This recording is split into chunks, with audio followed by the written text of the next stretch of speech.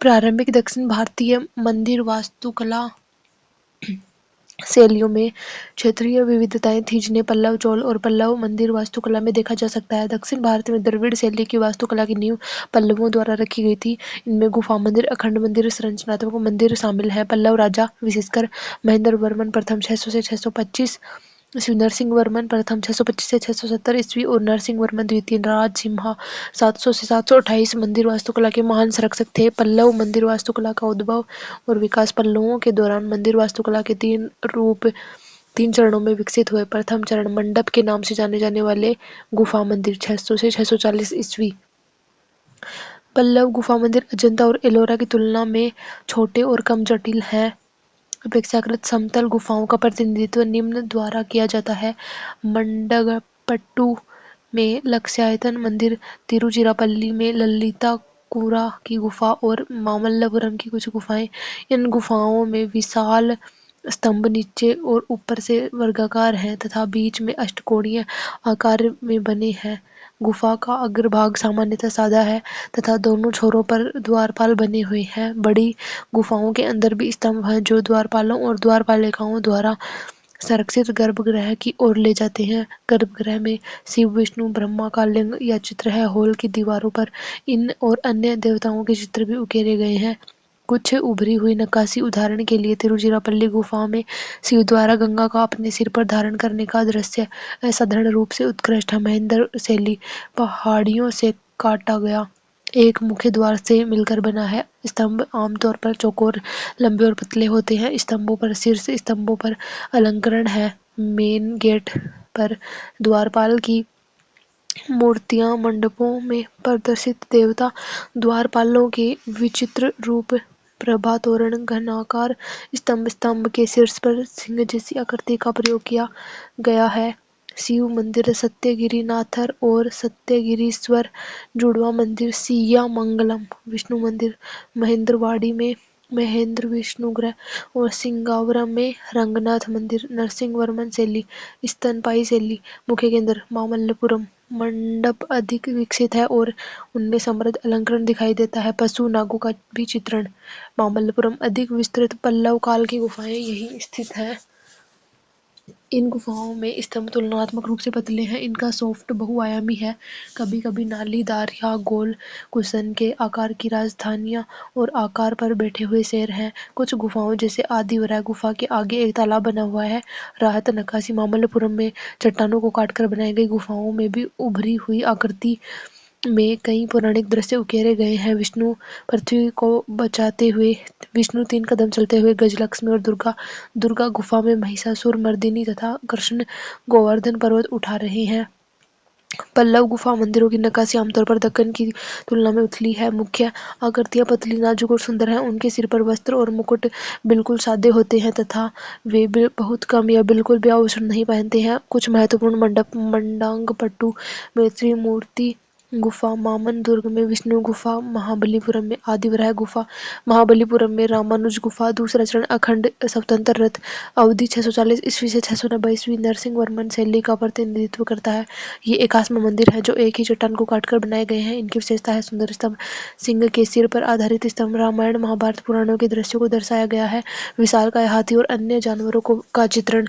मामल्लपुरम में 9 शैलकृत मंदिर हैं जिनमें से 5 एक साथ समूहबद्ध हैं। दक्षिणी समूह के 5 रथ, जिन्हें पंचरथ के नाम से जाना जाता है, का नाम द्रौपदी, अर्जुन, भीम, धर्मराज और सहदेव के नाम पर रखा गया है। पंचरथ उस समय की द्रविड़ वास्तुकला की विविधता का प्रतिनिधित्व करते हैं और मंदिर के रथों के लकड़ी का निर्माण का पता लगाते हैं और बाद में तमिलनाडु में निर्मित बड़े मंदिरों के लिए मॉडल थे।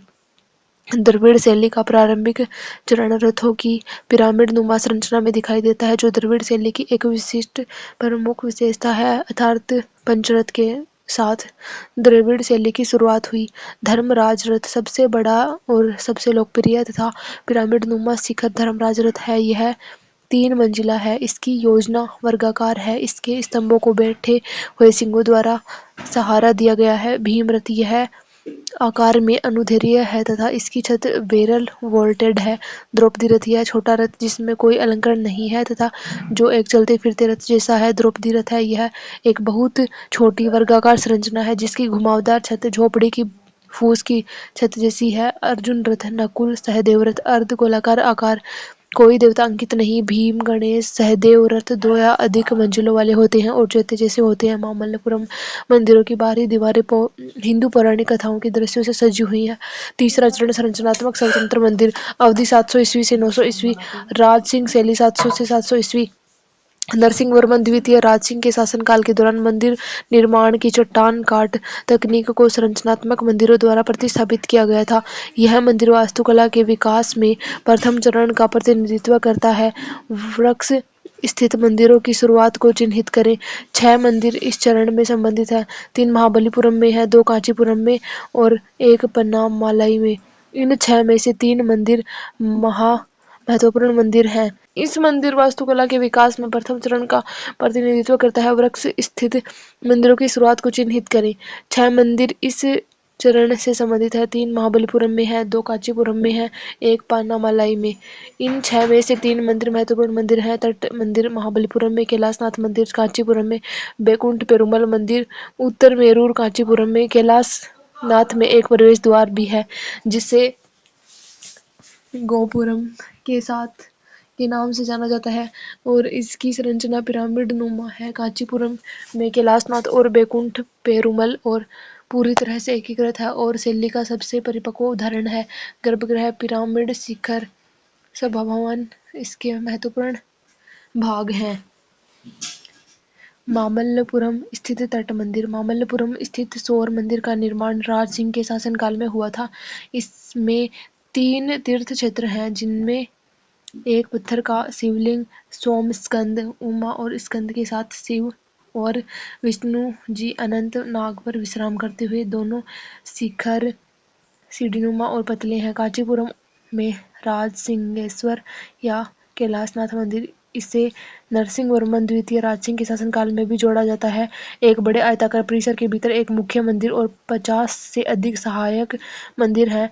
मुख्य मंदिर में एक वर्गाकार ग्रह है जिसमें एक लिंग स्थापित है तथा एक संलग्न परिक्रमा मार्ग है। यह 9 छोटे मंदिरों से घिरा हुआ है। शिखर ठेठ दक्षिणी शैली में है। मंदिर के सामने स्थित स्तंभयुक्त हॉल और बरामदा संभवतः बाद में जोड़े गए होंगे। परिसर के चारों ओर दीवारों पर गोपुरम बने हुए हैं। कैलाशनाथ मंदिर पल्लव काल की अन्य संरचनाओं की तुलना में मूर्तियों से अधिक अलंकृत है। सोम स्कंद का चित्रण बहुत बार किया गया है तथा बाड़े की दीवार पर सिंह की आकृति बार बार दिखाई देती है। यह मंदिर दक्षिण भारतीय मंदिर के विकास में एक महत्वपूर्ण चरण का प्रतीक है। नंदीवर्मन शैली 800 ईस्वी से 900 ईस्वी। यह मंदिर वास्तुकला के विकास के अंतिम चरण का प्रतिनिधित्व करता है। मंदिर छोटी संरचनाएं थी और पहले के मंदिरों का प्रारूप थी। उनमें कोई नवीनता मूल्य नहीं दिखता। नंदीवर्मन समूह में पूर्ववर्ती काल की उपलब्धियों पर कोई प्रगति नहीं हुई है तथा इसमें सामान्यतः छोटे मंदिर शामिल हैं जो पल्लवों के पतन को दर्शाते हैं। मुक्तेश्वर मंदिर, कांची, परशुरामेश्वर, गुड़ीमालम इसके प्रमुख उदाहरण हैं। अन्य क्षेत्रीय वास्तुकलाएं चोल, जबकि पल्लव मंदिर ज्यादातर कांचीपुरम और उसके आसपास स्थित थे। चोल मंदिर दक्षिण में तंजौर के आसपास केंद्रित थे। वे पूर्ववर्ती पल्लव मंदिरों से कोई सरल या सीधा विकास नहीं दर्शाते हैं बल्कि वास्तव में कुछ नई विशेषताएं दर्शाते हैं। प्रारंभिक चरण का प्रतिनिधित्व नर्तमलाई के शिव मंदिर द्वारा किया जाता है। इसमें एक विमान है जो अर्धमंडप से जुड़ा हुआ है। मुख्य मंदिर 6 सहायक मंदिरों से घिरा हुआ है जिसे परिवारालय कहा जाता है। बाहरी दीवारों पर अपेक्षाकृत कम मूर्तियां अलंकरण है लेकिन पश्चिमी प्रवेश द्वार के दोनों और 2 द्वारपाल बने हुए हैं। दूसरे चरण का प्रतिनिधित्व आदित्य प्रथम और परांतक प्रथम के शासनकाल के दौरान निर्मित मंदिरों द्वारा किया जाता है। इस चरण में विमान और अर्धमंडप के बीच एक अंतराल जोड़ा गया। बाहरी दीवारों पर देवी देवताओं और रामायण सहित पौराणिक दृश्यों का चित्रण आकर्षक है। अगले चरण में चोल मंदिर वास्तुकला की पराकाष्ठा तंजावुर के बृहदेश्वर मंदिर द्वारा दर्शाई गई है। मुख्य मंदिर में एक स्तंभयुक्त बरामदा, एक स्तंभयुक्त मुख मंडप और अर्धमंडप, एक अंतराल और गर्भगृह है। बाहरी दीवारों का अलंकरण पहले के मंदिरों की तुलना में बहुत अधिक है। मंदिर के सामने एक ही पत्थर को तराश कर लगभग 6 मीटर लंबा नंदी बैल स्थापित है। यह मंदिर एक विशाल आयताकार परिसर के भीतर स्थित है। पूर्व दिशा में 2 भव्य मंदिर द्वार है जिसका निचला हिस्सा पत्थर से बना है जबकि ऊपरी मंजिल ईंटों से बनी है। गोपुरों पर उकेरी गई आकृतियां पहले के मंदिरों की तुलना में अधिक भारी और अलंकृत हैं। अंतिम चरण में गोपुर विमान से अधिक प्रभावशाली हो गए। चिदम्बरम के शिव मंदिर में यह स्पष्ट है। मंदिर की बाहरी दीवारों पर पहिए और घोड़े लगाए गए ताकि इसे रथ का रूप दिया जा सके। पांड्य वास्तुकला में शैलकृत और संरचनात्मक मंदिर दोनों शामिल हैं। प्रारंभिक चट्टान काट मंदिरों में अखंड विमान है। संरचनात्मक रूप से ये मंदिर छोटे पत्थर के मंदिर हैं और इनमें बड़े मंदिरों की सभी विशेषताएं हैं, जैसे विमान मंडप और शिखर। शिव मंदिरों में महामंडप के सामने एक नंदी होता है।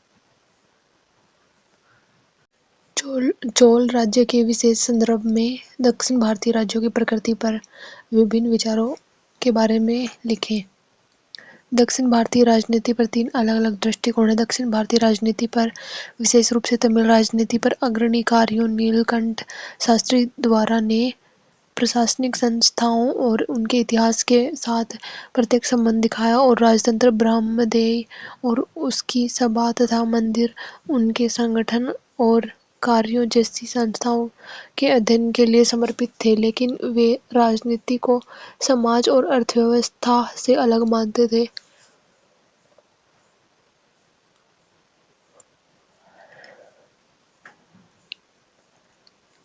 वे राज्य और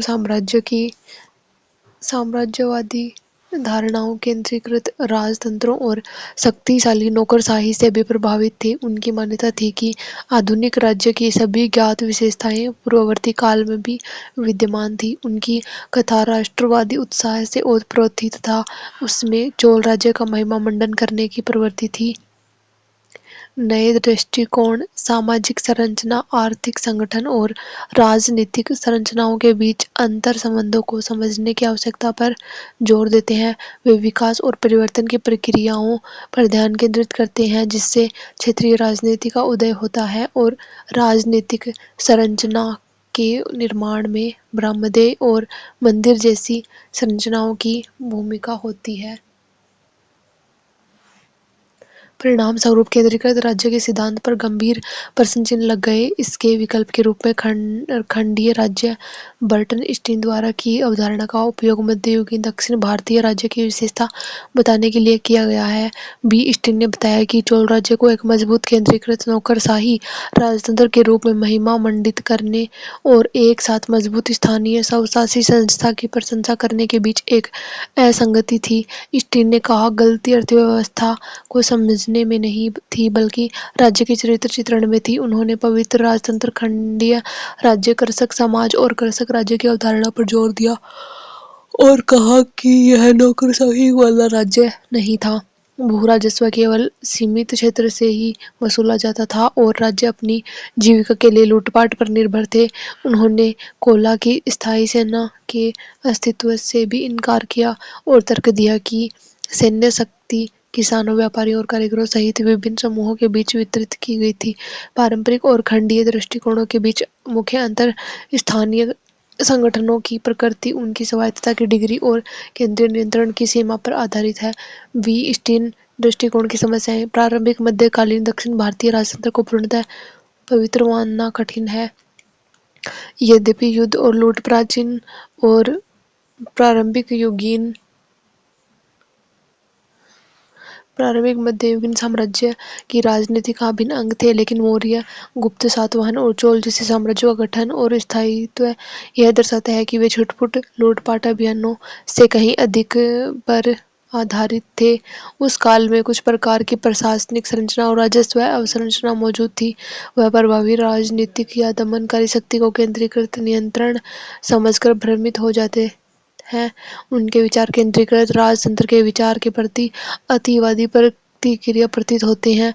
केशवन वेलुथत और R. N. नंदी जैसे विद्वानों ने भी प्रारंभिक मध्ययुगीन दक्षिण भारत में सामंतवाद मॉडल को लागू किया है।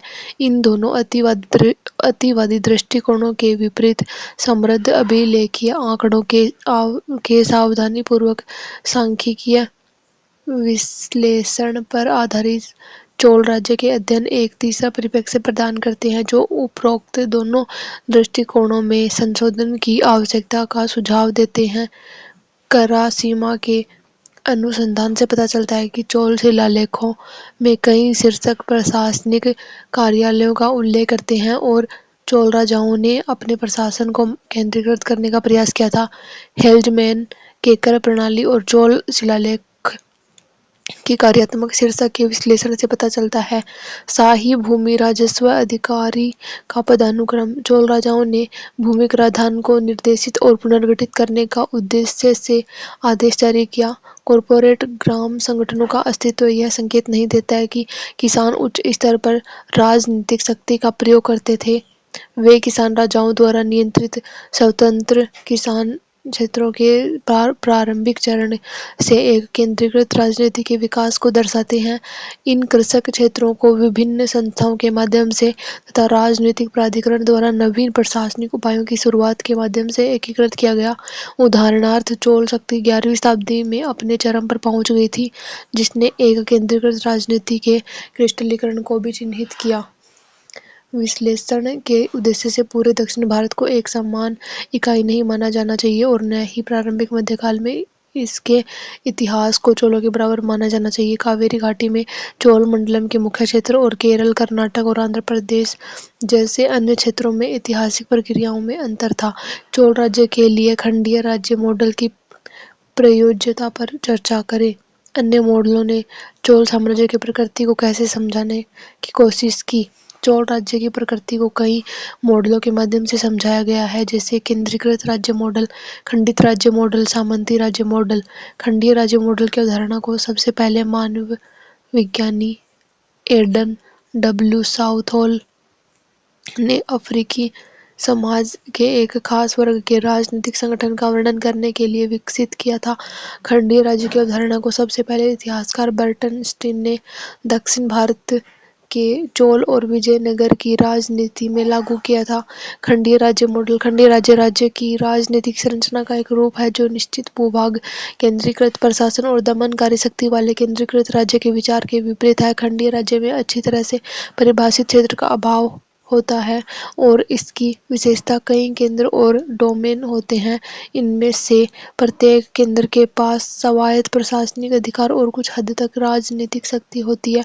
प्रत्येक आर्थिक रूप से भी काफी हद तक स्वायत्त होता है और हालांकि संसाधन, कर और श्रद्धांजलि के रूप में खंडित संरचना के पदानुक्रमिक स्तरों के बीच प्रवाहित होते हैं, लेकिन ऐसे प्रवाह अक्सर सीमित होते हैं। पारंपरिक और खंडीय दृष्टिकोणों के बीच मुख्य अंतर स्थानीय संगठनों की प्रकृति, उनकी स्वायत्तता की डिग्री और केंद्रीय नियंत्रण की सीमा पर आधारित है। राजनीतिक और आर्थिक के बजाय जो चीज इन खंडों को एक राज्य में ढालती है वह है एक संप्रभु सत्ता, विशेष रूप से एक पवित्र सत्ता, एक अनुष्ठान केंद्र और वेद राजा की स्वीकृति। चोल राज्य के लिए खंडीय राज्य मॉडल की प्रयोज्यता। बी स्टीन ने बताया कि राष्ट्रवादी इतिहासकारों द्वारा चोल राज्य को एक मजबूत केंद्रीकृत नौकरशाही राजतंत्र के रूप में महिमा मंडित करने और एक साथ मजबूत स्थानीय स्वशासी संस्था की प्रशंसा करने के बीच असंगति थी। चोल राज्य के लिए उन्होंने पवित्र राजत्व, खंडीय राज्य, कृषक समाज और कृषक राज्य की अवधारणा पर जोर दिया और कहा कि यह नौकरशाही वाला राज्य नहीं था। भू राजस्व केवल सीमित क्षेत्र से ही वसूला जाता था और राज्य अपनी जीविका के लिए लूटपाट पर निर्भर थे। उन्होंने चोल स्थायी सेना के अस्तित्व से भी इनकार किया और तर्क दिया कि सैन्य शक्ति किसानों, व्यापारियों और कारीगरों सहित विभिन्न समूहों के बीच वितरित हो गई थी। इस प्रणाली के तहत चोलों के लिए नाडु राज्य का एक खंड है जिसके अलग अलग प्रमुख और स्वायत्त इकाइयां होती हैं। इसलिए संपूर्ण राज्य प्रणाली कई राज्य खंडों द्वारा चिन्हित है। नाडु स्वायत्त इकाइयों के रूप में प्रमुखों और प्रशासनिक तंत्र द्वारा चिन्हित है। नाडु की 3 श्रेणियां: केंद्रीय, मध्यस्थ, परिधीय। संप्रभुता के 2 प्रकार: राजनीतिक संप्रभुता, वास्तविक नियंत्रण; अनुष्ठानिक संप्रभुता, वैचारिक प्रभाव। कावेरी डेल्टा क्षेत्र में स्थित मध्य नाडु को प्रधान केंद्र के रूप में माना जाता है। मध्य नाडु और उसके बाहर चोल राजनीतिक संप्रभुता के साथ साथ अनुष्ठानिक संप्रभुता भी महत्वपूर्ण हो गई।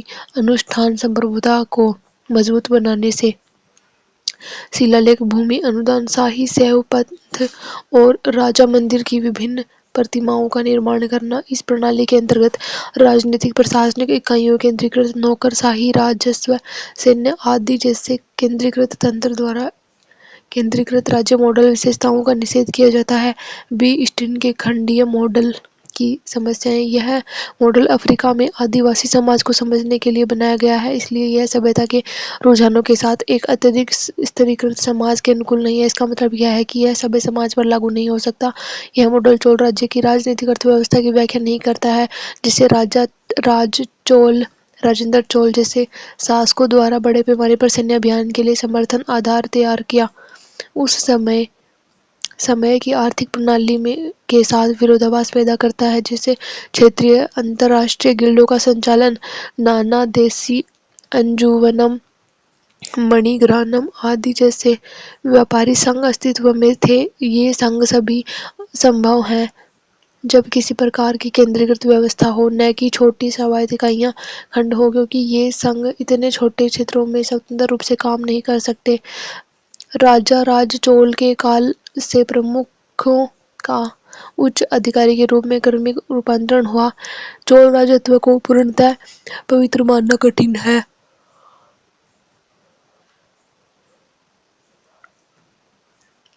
राजनीतिक संप्रभुता और अनुष्ठानिक संप्रभुता एक दूसरे से जुड़ी हुई है और चोलों को वास्तविक और वैचारिक दोनों प्रकार का प्रभाव प्राप्त था।